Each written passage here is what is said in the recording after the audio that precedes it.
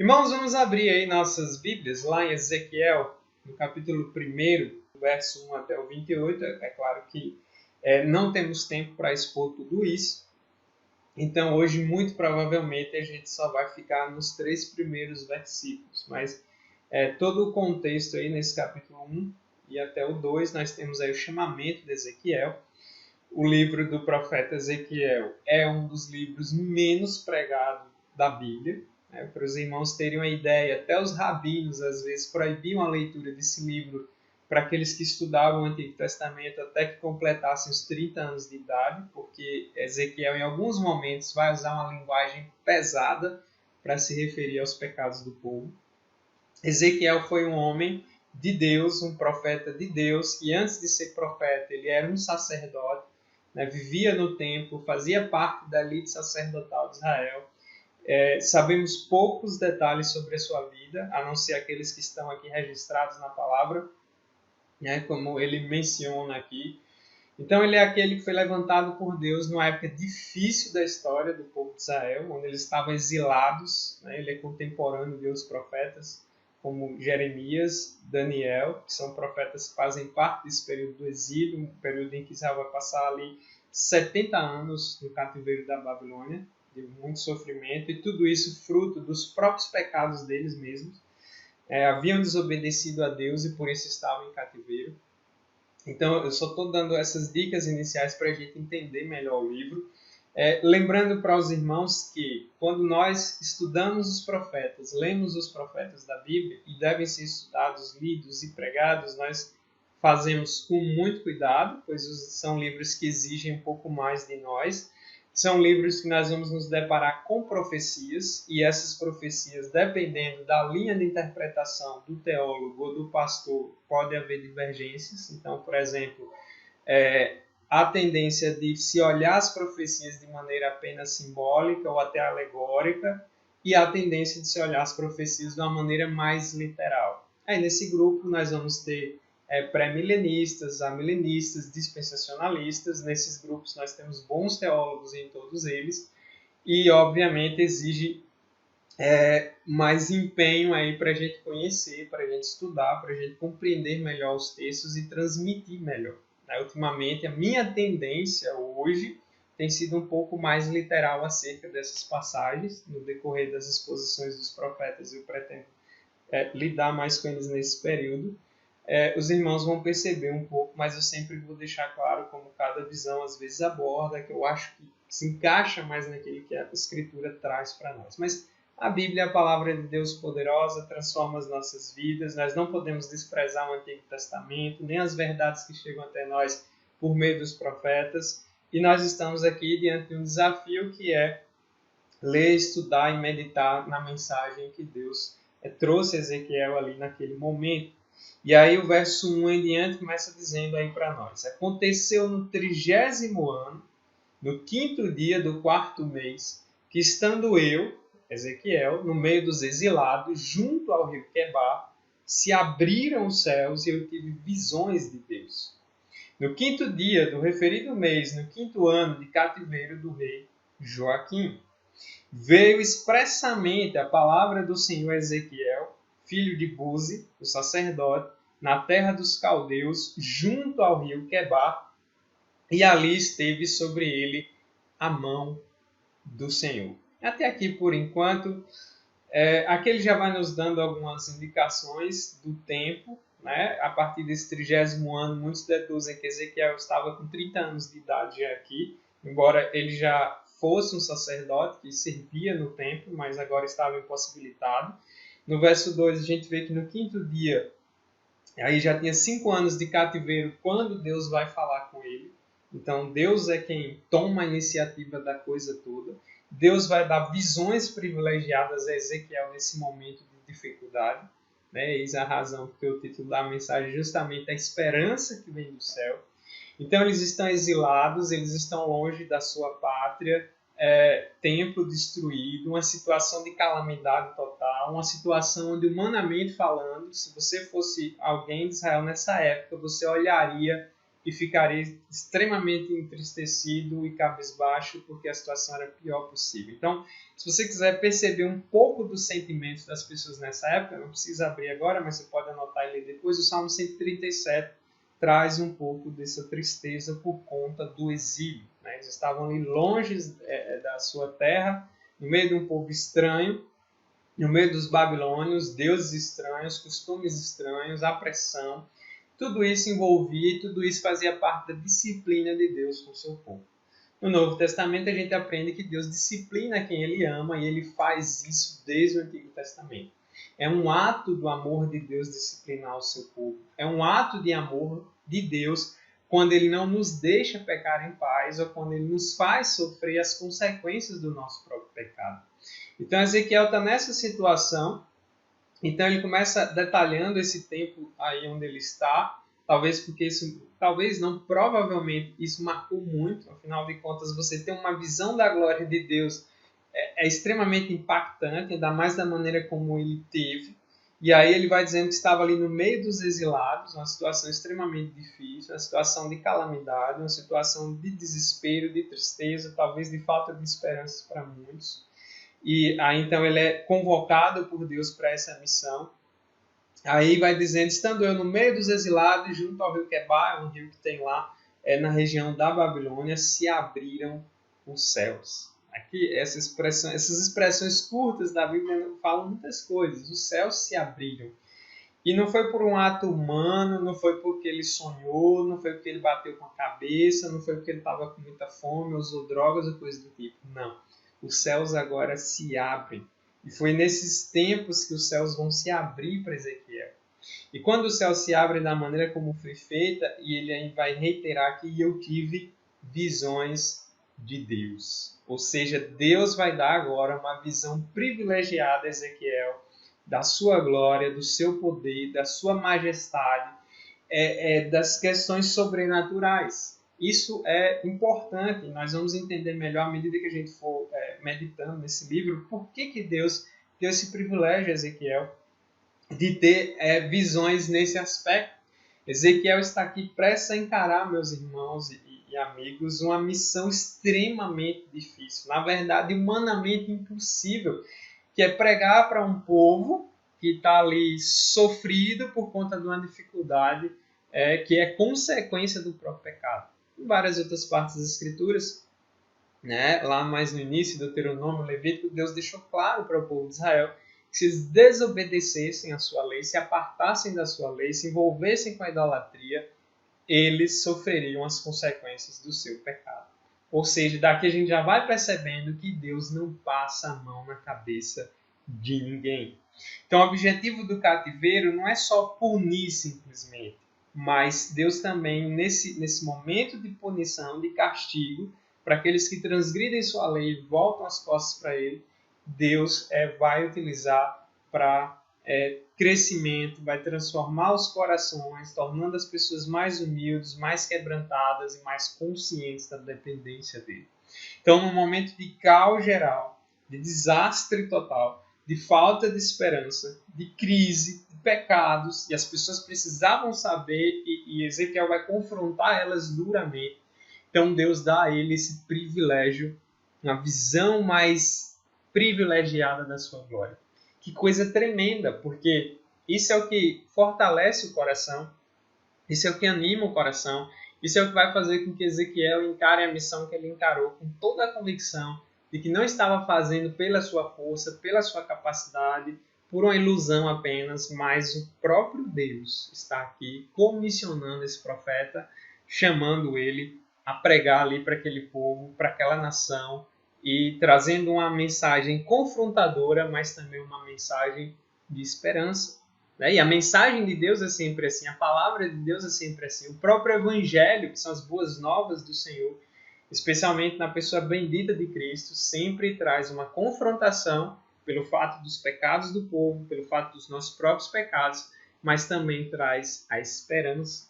É por isso que são boas novas, porque ao mesmo tempo que percebemos a miséria que o pecado traz, nós também temos a graça de podermos olhar para uma luz maior, para uma coisa muito melhor.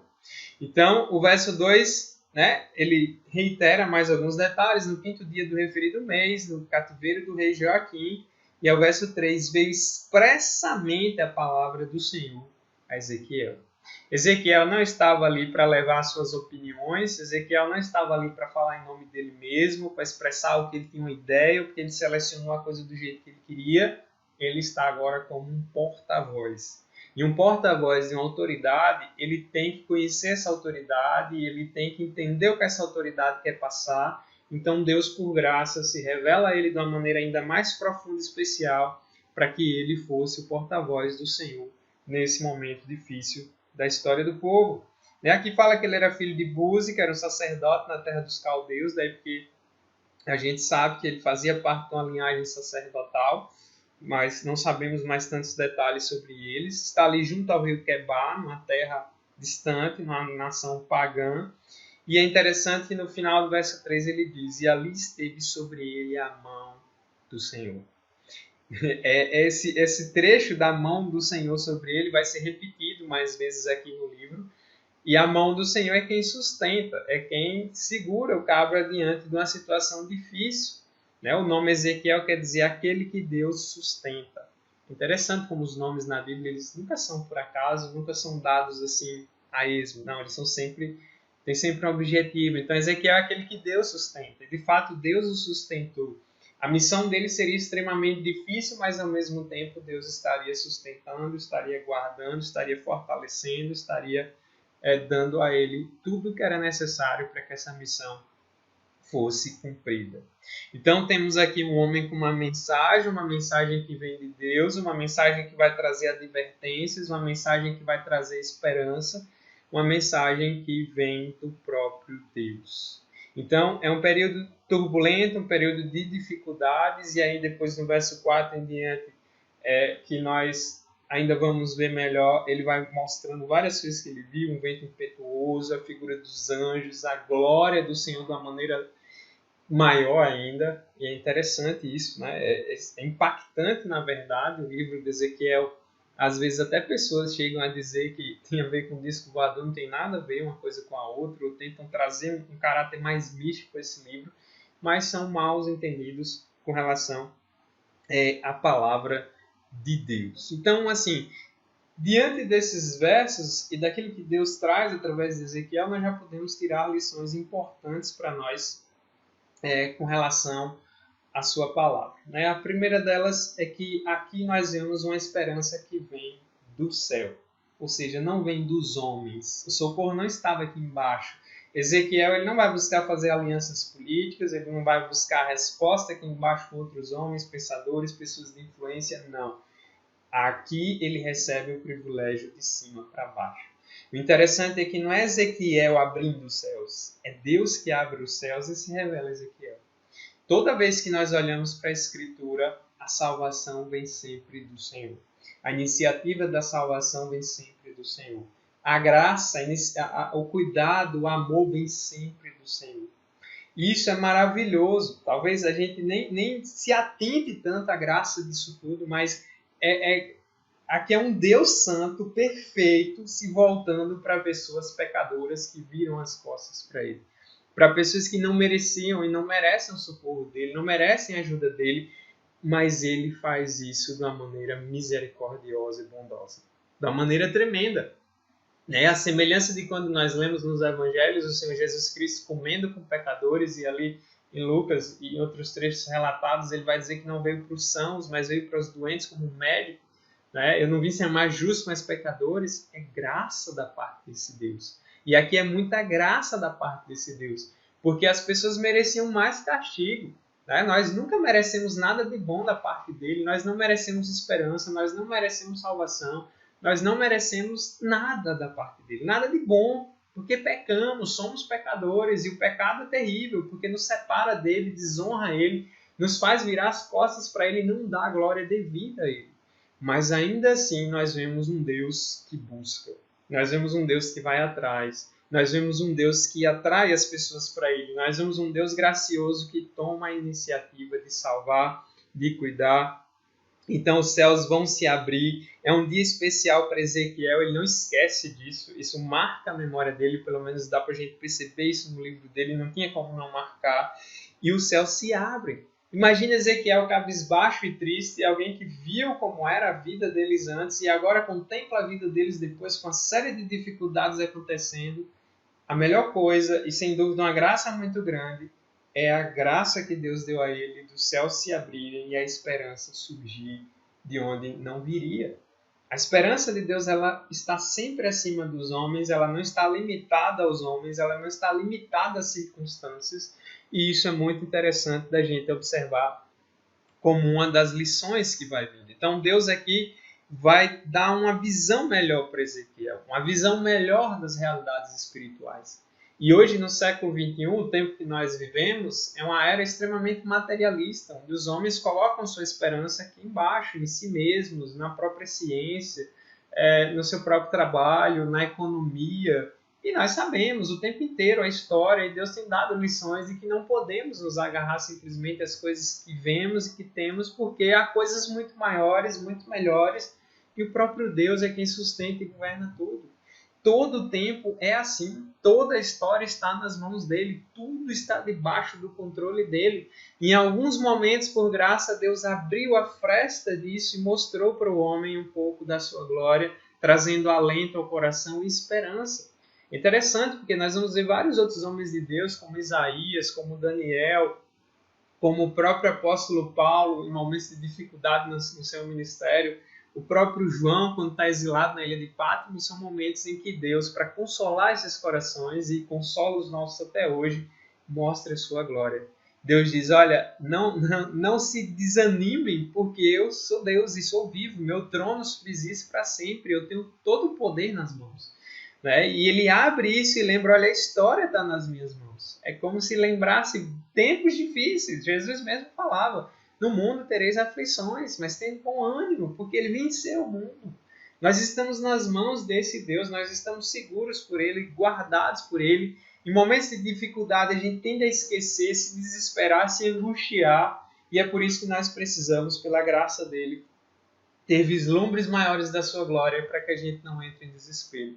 Para que a gente lembre, opa, peraí, deixa eu me reconectar e lembrar que Deus continua no controle. Então, como eu já havia mencionado, Ezequiel não é chamado para dar sua opinião.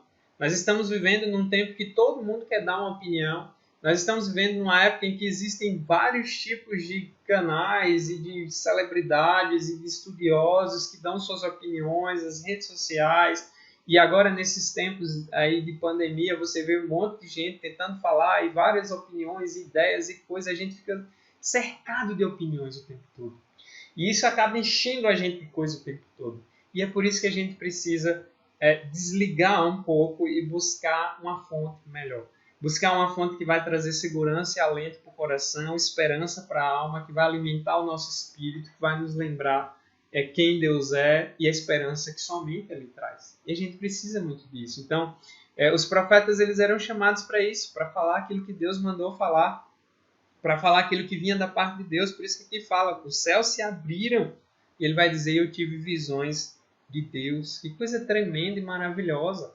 Ou seja, aqui fica claro para nós, claro para quem lê a Escritura, que Deus não é uma ideia, não é algo que saiu da cabeça de alguém, não é um personagem criado na literatura, não é uma força cósmica que move o universo. Não, ele é pessoal. Ele pensa, ele age, ele cria, ele sustenta, ele tem todas as características de um ser pessoal. É importante lembrar disso nessa época, porque às vezes na rede social você vê muita gente falando, o universo conspira contra mim. Vamos nos alinhar com vibrações positivas e nos alinhar com as forças da... Não existe nada disso, é tolice, é mera invencionice humana. Por isso que nós devemos lembrar que tem um Deus que é soberano, que é gracioso, que é bondoso, e esse Deus se revela aos homens, e a maior graça, a maior bondade. Então Deus abre os céus e dá visões. Visões privilegiadas que irão encorajá-lo diante das dificuldades. A própria palavra o tempo todo vai nos dando visões privilegiadas do Senhor e nós devemos orar por isso. Claro que eu não estou dizendo que você vai ter visões iguais às que Ezequiel teve. Né? Não pense isso, aqui nós estamos tratando de situações específicas da história em que Deus levanta homens específicos, mas também não quer dizer que o nosso Deus não continue nos sustentando. Em alguns momentos, no decorrer da nossa caminhada, Ele nos dá um privilégio maior de conhecê-lo e de nos aproximar mais dele, tendo mais comunhão com Ele, sentindo mais da presença dEle, sentindo a alma mais preenchida por Ele, e um consolo, um conforto, uma coragem que nós sabemos que não vem de nós, vem apenas dEle. Então, esse é um Deus gracioso que envia a esperança, e a esperança de Ezequiel, a esperança do povo, a esperança nossa não está aqui, está nele. Ele é quem sustenta tudo. Ele é quem faz com que as coisas aconteçam e também faz com que as coisas parem de acontecer. É o Deus que controla tudo na história. Então, Deus dá uma perspectiva e capacita os outros a ter uma mensagem, né? Faz a gente ter uma visão espiritual das coisas.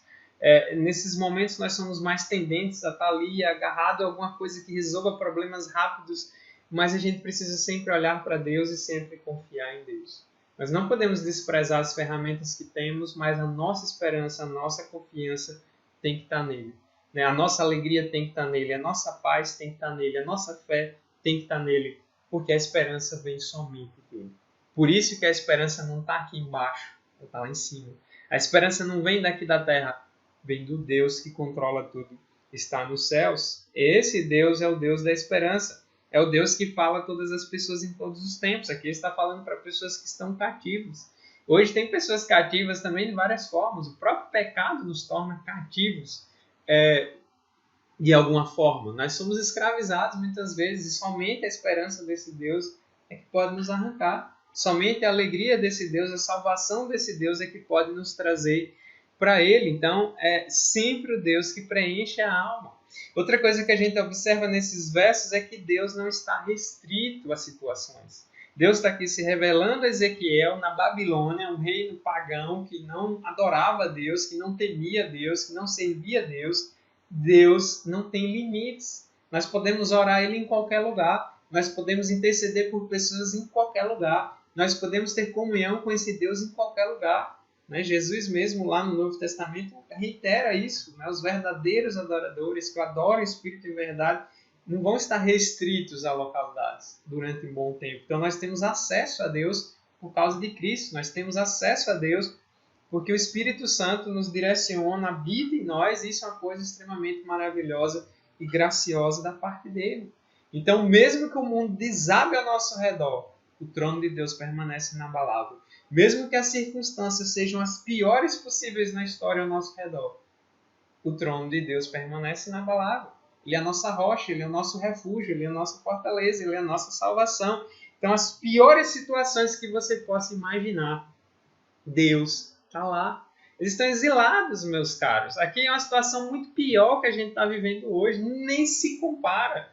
Hoje nós estamos impossibilitados da comunhão pessoal por conta de uma situação de saúde que abrange todo mundo. Mas aqui você está dentro de um povo que, por causa do pecado, a ira de Deus sobre o pecado, eles ficaram privados mesmo da nação, da terra, das suas casas, porque foram perseguidos, foram presos da maneira mais terrível possível. Era muito pior. Mas o interessante é que nessa situação pior, você vê Deus lá, a graça de Deus lá, a bondade de Deus lá, a misericórdia de Deus lá, sustentando, se revelando, levantando um profeta para trazer esse povo e repreender esse povo e alinhar esse povo com as suas verdades. Deus é maravilhoso e hoje da mesma forma. Por isso que nós devemos cada vez mais buscá-lo, amá-lo e clamar para que Ele nos dê mais comunhão com Ele, mais visão da glória dEle, para que nos molde a tal ponto que nós tenhamos vidas mais santas, vidas mais consagradas, vidas mais voltadas para Ele, porque é o que nós mais precisamos. Então, na pior situação, está Deus lá, com a sua graça, e a esperança continua vindo dos céus. Então, as verdadeiras visões aqui eram dadas por Deus. Os profetas, eles não eram só da cabeça. Haviam vários falsos profetas na época de Ezequiel, na época de Jeremias. O próprio Deus condenava esses falsos profetas, mas os homens de Deus, levantados por Deus, recebiam visões especiais de Deus. E nesse caso, Ezequiel, o próprio Isaías também teve esse privilégio, e outros tiveram esse vislumbre da glória de Deus, uma mostra da glória de Deus. O que deve consolar nossos corações é o nosso Deus. O que deve nos dar prazer é o nosso Deus. O que deve preencher a nossa alma é o nosso Deus. A Bíblia inteira vai trabalhando e nos voltando, não para nos dar coisas, não simplesmente para nos abençoar com coisas materiais ou nos livrando de problemas, mas especialmente para que tenhamos comunhão verdadeira, uma busca verdadeira, um amor verdadeiro, uma sintonia verdadeira com esse Deus maravilhoso. Então, hoje, nós não vamos ter mais visões no nível da de Ezequiel. Não é que Deus não haja mais, mas é que cada caso é um caso. Mas ainda assim, nós temos um privilégio muito grande, que Deus nos dá por meio do seu Filho Jesus Cristo. Quando nós lemos Hebreus no capítulo 1, que é um livro interessante do Novo Testamento, que nos ajuda a conectar bem o Antigo, Hebreus capítulo 1, você pode abrir aí também, porque talvez você possa imaginar, nossa, mas a gente precisa de um profeta igual a Ezequiel. Não, porque o capítulo 1 de Hebreus vai nos explicar. Ezequiel é importante, traz uma mensagem de Deus, alenta o coração do povo e os desafia, e traz lições que nós também podemos tirar para nós hoje, mas nós temos um privilégio muito grande hoje, pela época que vivemos, porque o Senhor Jesus Cristo, Filho de Deus, nos foi dado.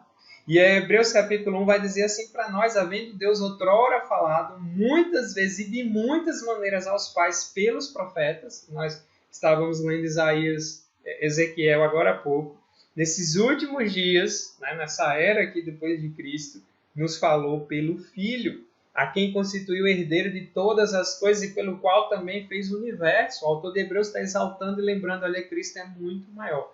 Cristo é muito melhor. A gente lembra do triplo ofício de Cristo, que é profeta, sacerdote e rei. Cristo é o profeta perfeito, o sacerdote perfeito, é o rei dos reis, o rei que está acima de todos. Então, o autor de Hebreus vai lembrando, olha, Deus nos falou muitas maneiras pelos profetas, também revelou a sua palavra aos apóstolos, nós temos o Novo Testamento, e a centralidade aqui está toda em Cristo. Então, hoje ele nos fala através do Filho. Nós temos um privilégio muito grande, porque se eu quero ver Deus e a glória de Deus, eu olho para Cristo. Eu me agarro a Cristo. Colossenses, no capítulo 1, também vai nos lembrar que ele é a imagem do Deus invisível. Ou seja, se eu quero ver Deus e contemplar a glória de Deus e a plenitude de Deus, eu tenho um Filho hoje. Eu tenho Jesus Cristo hoje para quem eu vou olhar.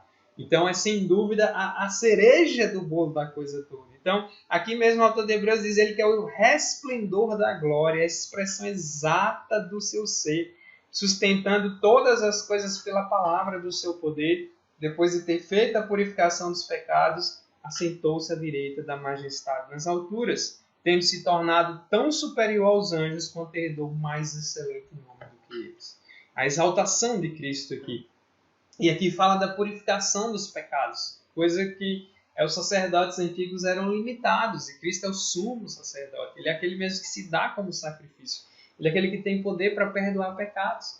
E quando a gente olha a continuidade da revelação, e quando a gente olha para Cristo, nós percebemos que Deus continua sendo tão gracioso quanto sempre foi. Que Deus continua enviando a esperança dos céus como sempre enviou. E é sempre assim. Aquele que vem do alto, o próprio Jesus Cristo, seu Filho que encarnou, habitou entre nós, a expressão máxima da revelação de Deus está nele. Então nós temos um grande privilégio.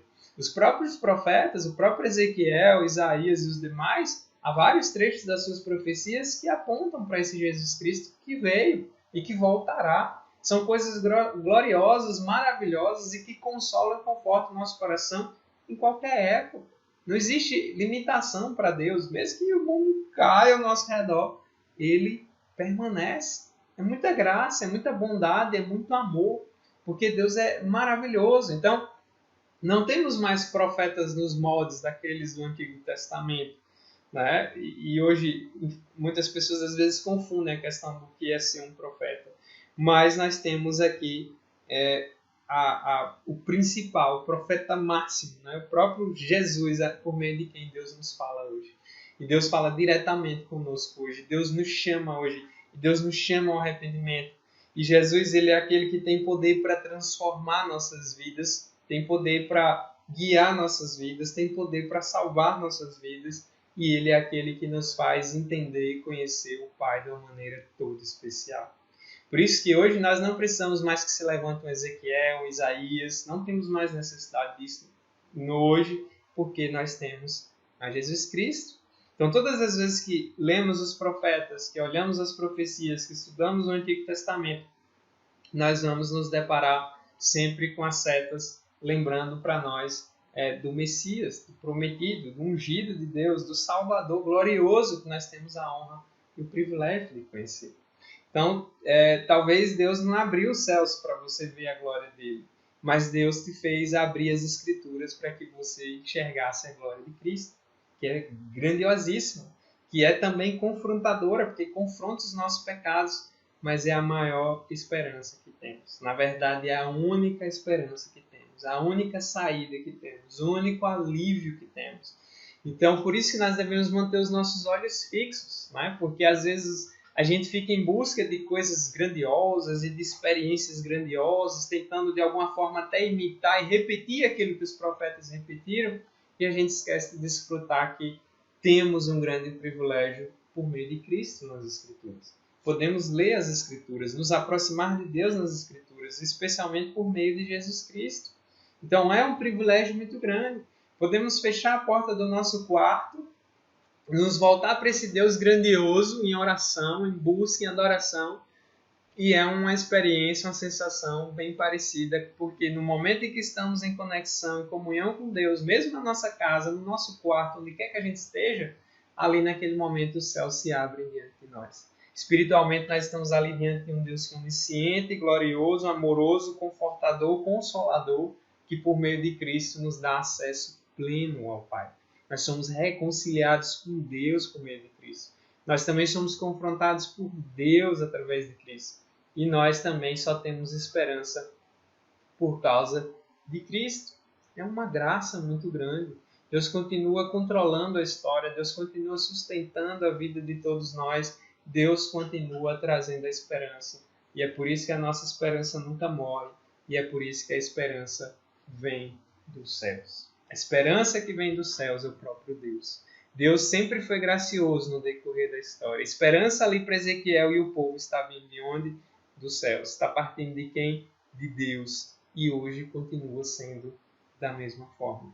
Nós devemos manter os nossos olhos fitos no Senhor, buscando conhecer mais da glória do Senhor, ter mais comunhão com o Senhor, ter mais amor pelo Senhor. É algo tão gracioso que quanto mais nós nos aproximamos de Deus, quanto mais nós nos conectamos com Deus, quanto mais nós buscamos através de Cristo ter os céus abertos diante de nós, a gente esquece até os problemas lá fora.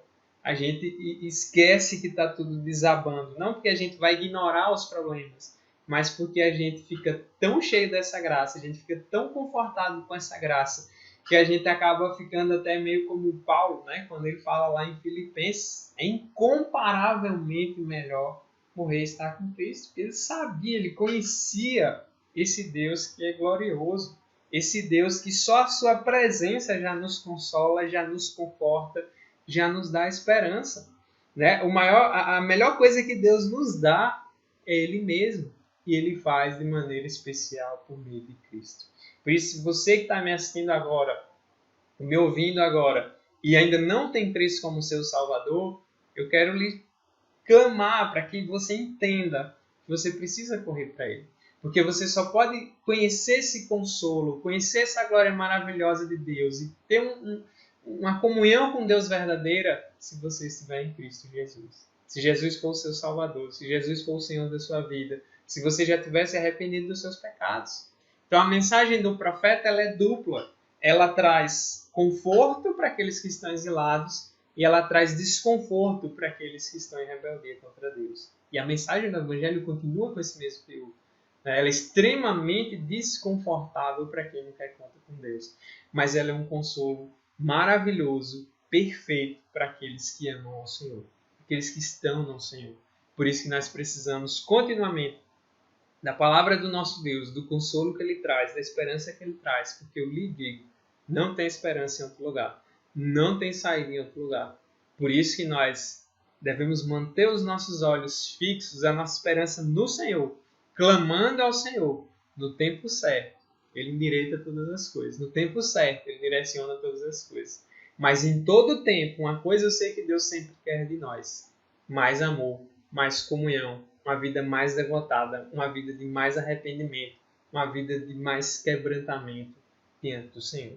Que o Senhor nos ajude a compreender isso. Que o Senhor nos ajude a voltar para Ele sempre. Que o Senhor nos ajude a pensar sempre em primeiro lugar na nossa vida com Ele, na nossa comunhão com Ele, no nosso amor por Ele, e buscando sempre uma vida de arrependimento constante.